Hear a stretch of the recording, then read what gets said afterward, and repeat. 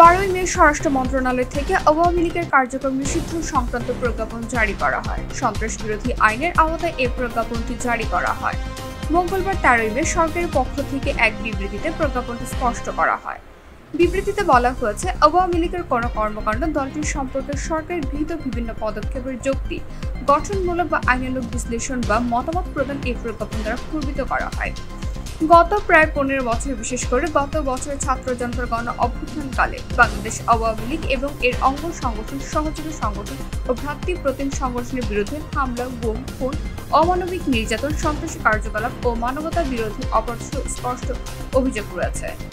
এদিকে এই আইন ও প্রজ্ঞাপন অনুসারে আন্তর্জাতিক অপরাধ ট্রাইব্যুনাল বিচার কার্য সম্পূর্ণ না হওয়া পর্যন্ত আওয়ামী লীগ এবং এর সব অঙ্গ সংগঠন, সহযোগী সংগঠন ও ভ্রাতৃপ্রতিম সংগঠন কর্তৃক যে কোনো ধরনের প্রকাশনা, গণমাধ্যম, অনলাইন ও সামাজিক যোগাযোগ মাধ্যমের প্রচারণা, মিছিল, সভা, সমাবেশ, সম্মেলন আয়োজন সহ বিভিন্ন কর্মকাণ্ড নিষিদ্ধ ঘোষণা করা হয়েছে।